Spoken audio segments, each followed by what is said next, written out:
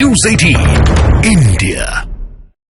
साफ है कि झारखंड के मुख्यमंत्री हेमंत सोरेन ईडी के रडार पर है। ईडी के समन्स के बाद भी अभी तक पेश वो नहीं हुए। अब खबर ये मिल रही है कि हेमंत सोरेन रांची में ही है। उधर हेमंत सोरेन के दिल्ली वाले घर से सोरेन की कार के साथ 36 लाख कैश बरामद किए गए हैं, जबकि कानून व्यवस्था को लेकर झारखंड के राज्यपाल ने झारखंड के डीजी को तलब कर लिया है। ये बड़ी खबर। इस पूरे घटनाक्रम को देखते हुए कहीं जो कानून व्यवस्था है वो हाथ से बेहाथ ना हो जाए, इसीलिए अब राज्यपाल ने झारखंड के डीजी को तलब कर दिया। तस्वीरें जरा आप देख लीजिए। 36 लाख जो नोट बरामद किया गया है, जो धनराशि बरामद हुई है, ये उसी की तस्वीर हम आपको दिखा रहे हैं। एक कार कल BMW, आपको याद होगा कैसे, जो दिल्ली वाले आवास से थी, वहां पर जब्त किया गया था। सूत्र यही बता रहे थे कि ये जो कार खरीदी गई थी वो बेनामी संपत्ति से खरीदी गई थी। अब 36 लाख रुपए कैश भी बरामद कर लिए गए हैं, उसकी तस्वीर इस वक्त हम आपको दिखा रहे हैं। और वहीं ईडी के रडार पर हेमंत सोरेन, एक बार समन्स मिलता है, 2 बार मिलता है, 3, 4, 5, 6, 7, लेकिन लगातार हेमंत सोरेन इस जांच से बचते रहे हैं। अब तो वो कहां है इसके बारे में कुछ पता ही नहीं चल पा रहा है। कहा यह जा रहा है रांची में वो हो सकते हैं, लेकिन एग्जैक्ट उनकी लोकेशन क्या है, किस जगह पर वो है, ये अभी तक पता नहीं चल सका है। कल का समय सीएम हाउस की तरफ से दिया गया है। ईडी के अधिकारियों को बाकायदा लेटर जारी किया गया और ये कहा गया है कि भाई 31 तारीख को पूछताछ में हेमंत सोरेन शामिल हो सकते हैं। ये 3 तस्वीर आपके सामने है। कल दिल्ली के आवास से BMW गाड़ी जो जब्त की गई, बड़े घंटे तक यहाँ पर ईडी की टीम मौजूद रही। हेमंत सोरेन का तो कुछ पता नहीं चल सका। यहाँ BMW कार जो खड़ी थी वो यही कहा गया कि ये बेनामी संपत्ति से खरीदी गई है, उसे जब्त कर लिया गया। और अब घर से 36 लाख कैश जो बरामद हुआ है, ये उसी की तस्वीर इस वक्त हम आपको दिखा रहे हैं। तो हेमंत सोरेन का है ये तो पता नहीं है, लेकिन 36 लाख घर से कैश बरामद हो गया, BMW जब्त कर ली गई है। और अब क्या आज ईडी ढूंढ पाती है हेमंत सोरेन को, या फिर कल जैसा सीएम हाउस की तरफ से ये कहा गया है बाकायदा लेटर लिखकर। हालांकि आरोप भी लगाए गए ईडी के ऊपर, लेकिन समय दिया गया है कि 31 तारीख को अब हेमंत सोरेन इस जांच में शामिल होंगे। ईडी जितने भी सवाल पूछना चाहे उसका जवाब कल हेमंत सोरेन की तरफ से दिया जा सकता है। तो हेमंत सोरेन के घर से 36 लाख की बरामदगी, तस्वीर उसकी भी इस वक्त हम आपको दिखा रहे हैं। हेमंत सोरेन अभी कहां हैं, इस बारे में कोई जानकारी नहीं है। लापता बताए जा रहे हैं हेमंत सोरेन, और लगातार विपक्ष भी उनके ऊपर हमला कर रहा है। लोगों का ये कहना है कि झारखंड के जो लोग हैं उनका सिर शर्म से इस वक्त झुक गया है।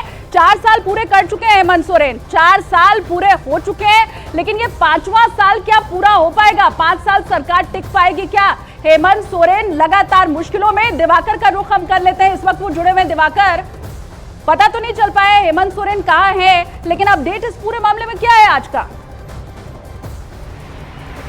देखिए, जो सूत्रों से जानकारी मिल रही है उसमें यही जानकारी मिल रही है कि सीएम हेमंत सोरेन झारखंड की सीमा में दाखिल हो चुके हैं, लेकिन वो अपने इस रांची स्थित आवास पर पहुंचे हैं या नहीं पहुंचे हैं, इसकी जानकारी अभी तक नहीं मिल पाई है। हेमंत सोरेन ने जो ईमेल किया है ईडी को, उसमें ये कहा है कि 31 जनवरी को आपको हम इसी आवास पर मिलेंगे, दोपहर 1 बजे आप लोग आ जाएं और आप हमसे पूछताछ करें। तो अब हेमंत सोरेन यही मिलेंगे और 31 तारीख का उन्होंने जो डेट दिया है, दोपहर 1 बजे का जो वक्त उन्होंने मांगा है, और उसमें बोला है कि आप खुद आइए हमारे आवास पर, हम पूछताछ के लिए उपलब्ध रहेंगे। मैं आपको बता दूं कि 2 महत्वपूर्ण बैठकें चल रही है। एक बैठक गवर्नर हाउस में चल रही है, जहां CS को बुलाया गया है, यानी चीफ सेक्रेटरी को, और दूसरे जो है DGP को बुलाया गया है, जो पूरे ही लॉ एंड ऑर्डर को देखने के लिए जिम्मेदार हैं। दोनों ही प्रमुख व्यक्तियों को बुलाया गया है। बताया जा रहा है कि कोई भी संवैधानिक संकट पैदा होती है उससे पहले गवर्नर जो है वर्कआउट कर रहे हैं, एक्सरसाइज कर रहे हैं। तो इन दोनों महत्वपूर्ण पदाधिकारियों की बैठक ये कहीं ना कहीं संकेत करती है कि आगे की तैयारियां गवर्नर हाउस की तरफ से भी हो रही है। दूसरी बैठक हो रही है वो सर्किट हाउस में हो रही है, जहां सभी सत्ताधारी दल के विधायक मौजूद हैं, और अभी कांग्रेस के प्रभारी गुलाम मीर अहमद पहुंचे हैं, और उनके साथ ही जो कांग्रेस के प्रदेश अध्यक्ष हैं राजेश ठाकुर पहुंचे हैं। तो ये संकेत करते हैं कि एक तरफ सत्ताधारी दलों की तैयारी चल रही है, दूसरी तरफ जो है गवर्नर हाउस में मीटिंग चल रही है कि कोई कॉन्स्टिट्यूशनल क्राइसिस होती है या पॉलिटिकल क्राइसिस होती है तो आगे किस तरीके से तैयारी करनी है। तो जहां तक आपने कहा कि क्या हेमंत सोरेन ने 4 साल का कार्यकाल पूरा, 4 साल का अपना वक्त पूरा कर लिया है।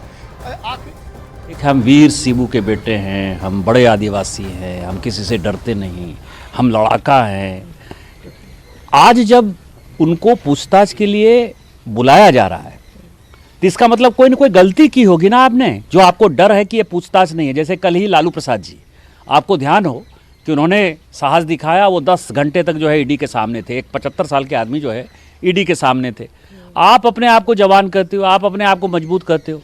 आपको ध्यान हो कि गुजरात में भी जब जब माननीय मुख्यमंत्री, तत्कालीन मुख्यमंत्री जो आज के प्रधानमंत्री जी हैं, जब जब उनको जहाँ जहाँ बुलाया गया, एसआईटी में बुलाया, ईडी ने बुलाया, सीबीआई ने बुलाया, कोई एक भी छोटा सा इंसिडेंट नहीं है जबकि माननीय मोदी जी ने इन एजेंसीज का सामना नहीं किया। हम संवैधानिक पद पर बैठे हुए हैं, एजेंसी का सामना करना हमारा कर्तव्य है और नेता के तौर पर हम ये दिखाते हैं जनता को कि हम जो है सहयोग कर रहे हैं, जांच में सहयोग कर रहे हैं। पिछले 48 घंटे से गायब हो जाना, जो BMW दिखाई दे रही है, जो मेरी जानकारी है विनोद सिंह, जिनके यहाँ की इनकम टैक्स का रेट पड़ा था और जिनके यहाँ की मुख्यमंत्री और मुख्यमंत्री जी के परिवार के कई एक अकाउंट जब्त हुए थे कि उन्होंने पैसे का लेन देन किया, हेर फेर किया, अरबों रुपये का हेर देन किया। वही विनोद सिंह के नाम से शायद वो गाड़ी रजिस्टर्ड है।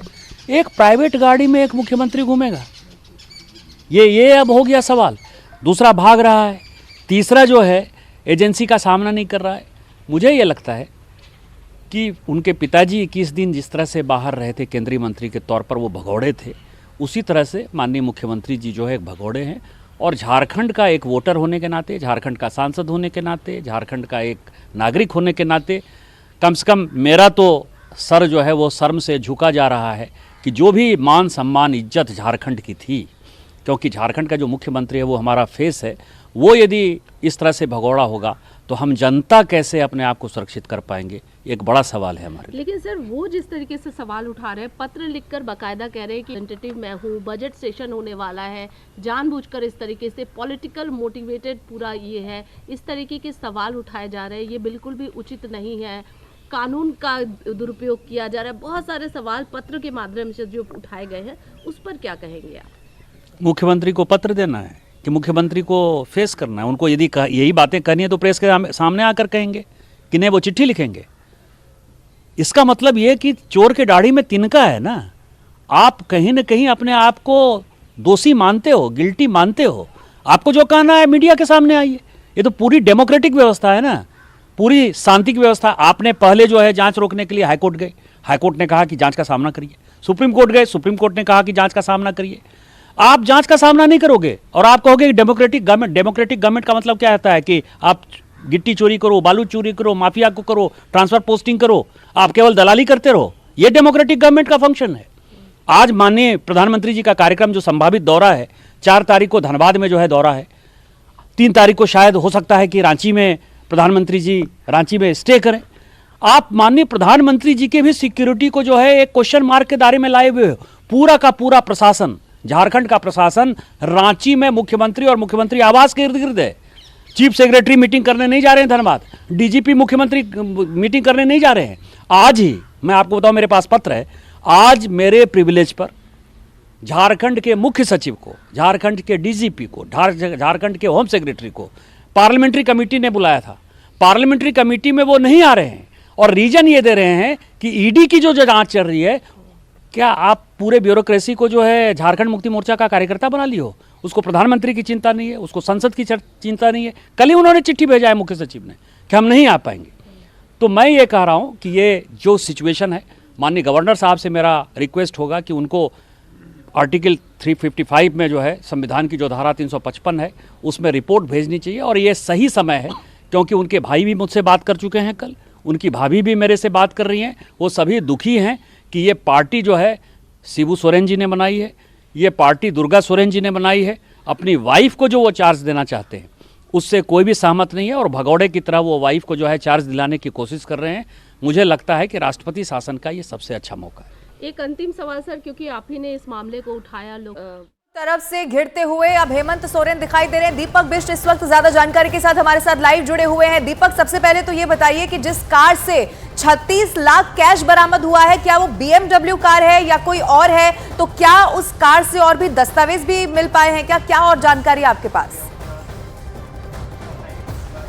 देखिए, एक दिन पहले जिस तरह से ईडी की टीमें यहाँ पहुंची थी तो उस वक्त उनके ड्राइवर को खास तौर पर यहाँ पर लाया गया था और ड्राइवर की निशानदेही पर ही घर के अंदर सर्चिंग की गई थी और ड्राइवर को बतौर यहाँ पर गवाह के तौर पर उन्होंने रखा था और उसी के सामने सारी सर्चिंग की गई थी। देर रात को 36 लाख कैश की बरामदगी की गई थी ईडी के द्वारा और ये कहा गया कि एक BMW कार जो यहाँ पर थी उसे जब्त किया गया था। उसके बाद उसे यहाँ से ईडी ऑफिस ले आया गया और ये 36 लाख रुपए कैश यहाँ पर कैसे पहुँचा, किसके जरिए पहुँचा, ये यहाँ पर जाँच जरूर यहाँ पर ईडी को करनी है। उसके अलावा ही ड्राइवर से भी ये पूछा गया था कि ये 36 लाख की जानकारी क्या उसे थी, क्या किसी ने यहाँ पर सुपुर्दगी की थी, कब आया था ये 36 लाख रुपया कैश, क्योंकि 3 दिन से सोरेन यहाँ पर दिल्ली में थे और ये कैश लेकर कौन लेकर आया था और किस मार्फत ये आया था। तो कैश के लिए इस वक्त सोरेन के लिए कैश भी काफ़ी मुसीबत पैदा करने वाला होगा, क्योंकि अब ईडी इस कैश को लेकर भी उनसे सवाल जवाब करेगी कि ये कैश उनके पास कहाँ से आया, कौन लेके आया था, उनकी गाड़ी में ही क्यों ये कैश की बरामदगी हुई है। तो कुल मिलाकर ये कहना होगा कि जो कैश अब तक बरामद हुआ है उस कैश को लेकर ईडी जो है हेमंत सोरेन से भी सवाल करेगी। वही सोरेन अब तक कहाँ पर हैं ये भी अभी भी सवाल बना हुआ है। बिल्कुल दीपक, 36 लाख अभी कैश बरामद हुए हैं, पूछताछ में संभावना है कुछ और पता चल जाए। क्या यही वजह है कि लुका छिपी का खेल ईडी के साथ खेल रहे हैं हेमंत सोरेन? लेकिन दिवाकर, आपसे जानना चाहेंगे, क्या 2 बजे पहुंच रहे हैं हेमंत सोरेन वहां? वीआईपी मूवमेंट होता है, हम लोग काफ़ी अलर्ट हो जाते हैं। यहाँ मीडिया की काफ़ी टीम यहाँ सीएम आवास के बाहर है और कोई भी वीआईपी यहाँ से गुजरता है तो बस सबकी निगाहें वही टिक जाती है कि क्या सीएम हेमंत सोरेन यहाँ दाखिल हो रहे हैं अपने आवास में। ऐसा बताया जा रहा है कि सीएम हेमंत सोरेन झारखंड की सीमा में प्रवेश कर चुके हैं, लेकिन अपने आवास पर मौजूद हैं या नहीं है इसकी पक्की जानकारी नहीं है। ये बताया जा रहा है कि 2 बजे की जो सर्किट हाउस में बैठक है, विधायकों की बैठक होगी, तो क्या हेमंत सोरेन की पहली तस्वीर वहीं से मिलेगी? हेमंत सोरेन वहीं से ही हमें जो है पहली बार जो है अपनी मौजूदगी का एहसास कराएंगे? तो सबकी निगाहें वही टिकी हुई है कि सर्किट हाउस में जब सत्ताधारी विधायकों की बैठक होगी, सत्ताधारी दल के विधायकों की बैठक होगी, तो क्या हेमंत सोरेन वहां उपस्थित होंगे?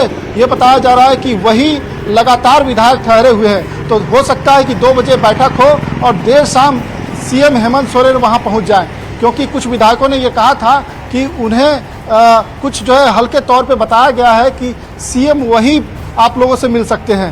तो अब सबकी निगाहें वही टिकी हुई है कि रांची सर्किट हाउस में 2 बजे की जो बैठक होनी है, क्या वो बैठक हेमंत सोरेन की पहली तस्वीर दे पाएगी? हेमंत सोरेन वहां शामिल होंगे बैठक में? अब सबकी निगाहें वही टिकी है। जी बिल्कुल। और इसके अलावा राज्यपाल की जो बैठक है, अगर उसे लेकर अपडेट हम यहाँ पर जानना चाहें दिवाकर, तो वहां पर क्या चल रहा है? ये अपना सवाल दोहराइएगा। राज्यपाल की जो मीटिंग है उसे लेकर अपडेट आपके पास क्या है? चीफ सेक्रेटरी को बुलाया है, मुख्य सचिव को जो एडमिनिस्ट्रेटिव हेड होते हैं स्टेट के, और डीजीपी जो पुलिस और कानून व्यवस्था है उसके हेड होते हैं, दोनों ही अधिकारियों को वहां बुलाया गया है और राज्यपाल उनसे गहन चिंतन कर रहे हैं, क्योंकि राज्यपाल ने कल ही कहा था कि जो राज्य की कानून व्यवस्था है उससे वे संतुष्ट नहीं है।